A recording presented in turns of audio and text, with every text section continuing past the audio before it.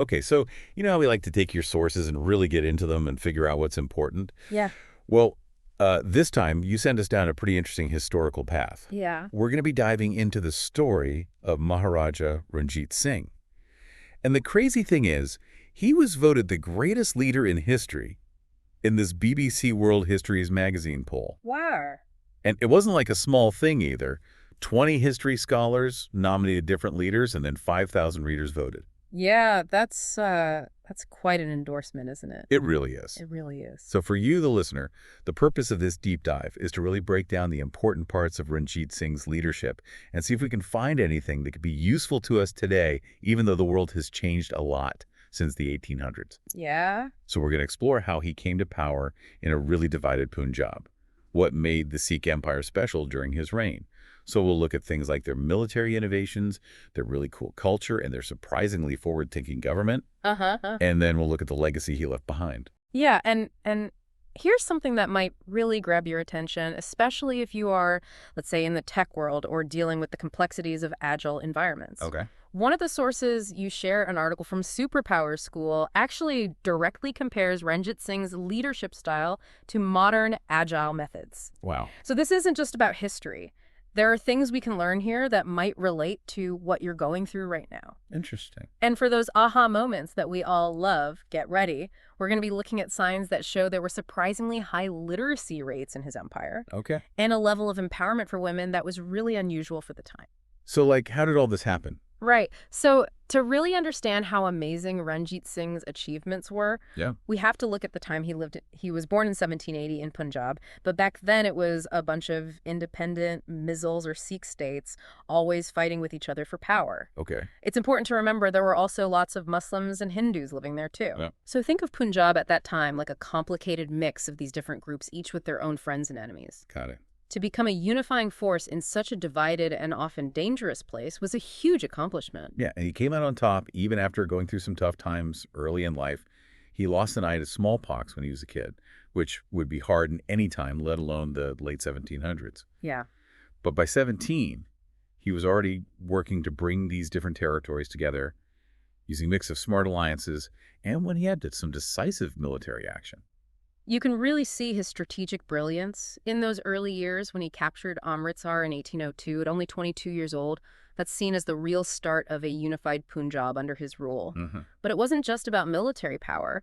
His early success was heavily based on his vision for a unified and really important and inclusive society, Right. combined with his ability to form those critical alliances both within the different Punjabi groups and maybe even with outside forces who saw a stable Punjab as beneficial. Which I think is so relevant even now. That Superpower School article highlights how important it is to have a clear strategic vision when you're leading complicated projects or organizations. Knowing where you're going is the first step. Absolutely. And that skill of building strong alliances, whether it's between different teams in a company or with external partners who bring different skills to the table, it's still crucial today. Exactly. And that strong foundation is what allowed the Sikh empire to flourish. And it's pretty impressive when you think about what was happening in the world at that time. This empire thrived right in the middle of some major powers. You had the Afghan forces to the northwest, the remnants of the once great Mughal Empire to the south and east, Wow. and of course the ever-expanding British East India Company closing in from the southeast. Talk about a high-pressure situation. Right. Dealing with all those competing interests required some truly exceptional leadership. So how did he not just survive, but actually create a time of growth and stability surrounded by all of that? Well, the thing that stayed consistent throughout his reign was that same combination we talked about before, a dedication to inclusivity, a genuine practice of tolerance, and a forward-thinking push towards modernization, particularly when it came to his military. He understood that real stability and success wouldn't come just from being the strongest militarily. It required building a society where people from all walks of life felt valued, had opportunities, and saw their own success tied to the success of the empire. That brings us to something really interesting about his rule, how inclusive and tolerant his administration was. And it wasn't just talk. It seems like it was a core part of how he governed. Exactly. We can actually see this in who he chose to be in his government, for example. His foreign minister was Muslim, and his finance minister was Hindu. Okay. On top of that, his army was incredibly diverse, with officers and soldiers from different ethnicities and religions, Sikhs, Muslims, Hindus, and even Europeans and Americans who were drawn to his vision and the opportunities in his service. What's really insightful here is that this wasn't just for show. This mix of backgrounds and experiences probably brought a wider range of viewpoints to strategic planning, which could have given them unique insights when dealing with different groups, and in the end made the empire stronger and more adaptable. It's hard to believe that level of diversity in leadership existed in the early 1800s. It really challenges what we usually think about that period. And again, the Superpower School article makes a great connection to modern agile teams. The idea that building teams with people from all sorts of backgrounds and skill sets and making sure everyone feels comfortable sharing their ideas is seen as essential for success and innovation today. It seems Ranjit Singh was putting these ideas into practice centuries ago. It really shows a timeless truth about leadership. Actively appreciating and using different perspectives leads to better and more creative results. And this commitment to inclusivity went beyond just the government and the military. Ranjit Singh was also a big supporter of the arts and religious sites from all different faiths. Yeah, everyone knows about the rebuilding and beautification of the Golden Temple in Amritsar, bringing it back to its former glory. But he didn't just focus on Sikh religious sites. He also helped out Hindu temples and other religious buildings within his empire. Right. It sounds like he really understood how important these cultural and religious landmarks were in making his diverse population feel a sense of unity and shared identity, creating a really vibrant cultural mix. Exactly. These acts of support weren't just about his own religious beliefs. They were strategic investments in the social fabric of his empire. By supporting these different cultural and religious institutions, he cultivated a feeling of shared belonging that went beyond just religion. And if we think about the superpowers school takeaways, it shows how important it is to encourage creativity and innovation within teams and also actively support the growth and development of individuals. A thriving cultural environment often reflects a thriving society, which in turn makes for a stronger and more successful empire. So we've talked about how inclusive his empire was and how its culture flourished. Let's get more specific about his administration and the policies he put into place. What other things really stand out? Well, as we've already said, this multi-ethnic, multi-faith makeup wasn't just superficial. It was present at every level of government and military command. It wasn't just a few token appointments at the top. And as the Superpower School article points out, this is a lot like how crucial it is in business today to make sure there is diverse representation throughout leadership and to actively encourage collaboration across different departments. Right, breaking down those walls between departments and encouraging people with different skills to work together towards common goals. That's definitely true today. So what else was interesting about his administration? His focus on literacy and education is especially noteworthy.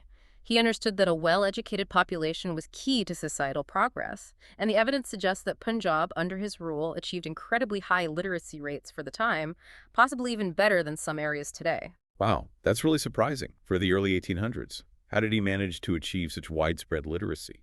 He used some really creative methods to spread knowledge. One example that stood out in our sources is how he distributed a basic textbook far and wide that taught essential skills like math and basic literacy in different languages. The idea was that people would learn from this book and then teach others, creating a chain reaction of education. It showed a deep understanding of how to spread knowledge throughout a society. That's so forward-thinking. It's a lot like what Superpower School emphasizes about building a culture of continuous learning within a team and actively encouraging the sharing of knowledge. He was basically doing this on a much larger scale. Exactly. And another fascinating part of his reign was the clear empowerment of women, it seems like. The strong women in his life, his mother and his mother-in-law, had a big impact on him.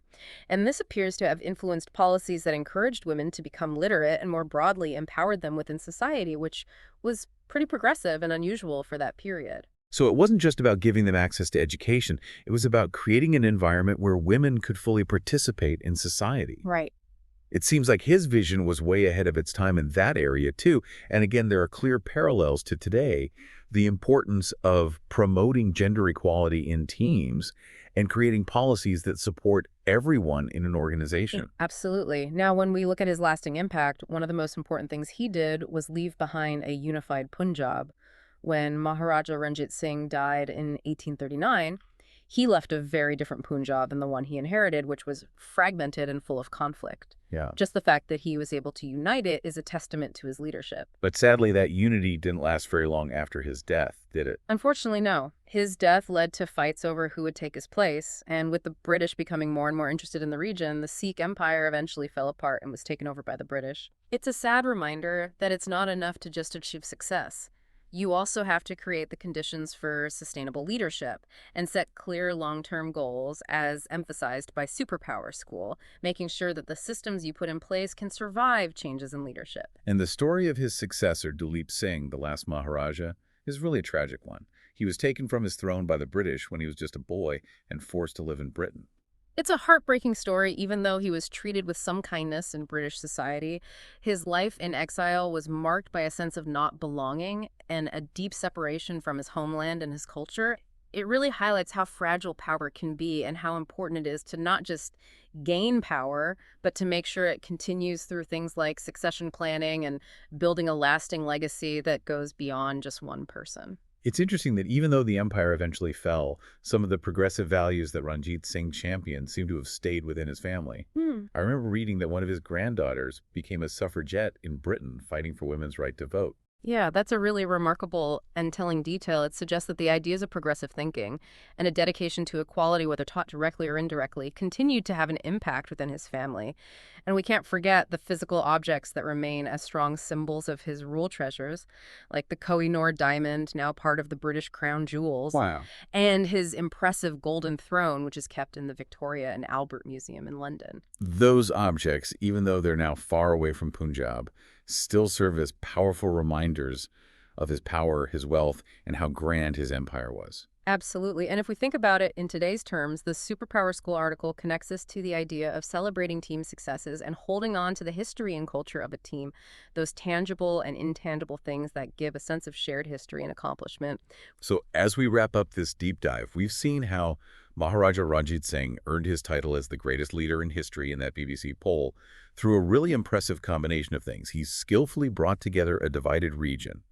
He showed an unwavering commitment to tolerance and inclusivity in a time of huge division, and he fostered an environment that led to a lot of prosperity and cultural growth within his empire. Right. It's amazing how these leadership qualities, which were recognized centuries ago, are still so relevant in today's world. The Superpower School article makes a strong argument that Ranjit Singh's example offers timeless lessons for leaders today, especially when it comes to creating those cohesive and innovative environments that are so important in our rapidly changing world. Exploring Ranjit Singh's leadership leaves us with a big question for you, our listener, considering his incredible ability to combine his own faith with a deep tolerance for different beliefs. In a time full of conflict, what might be a similarly important leadership quality needed in our own time, which is also marked by rapid changes and divisions. It's something to think about how we can apply those timeless principles of unity, inclusivity, and a commitment to progress in our own lives and within the organizations we're a part of. Maybe diving deeper into the history of the Sikh Empire or the ideas behind servant leadership could give you some more helpful insights. That's something to think about. It is. Thanks for joining us for this deep dive. Yeah, thanks for listening. We'll see you next time. See you then.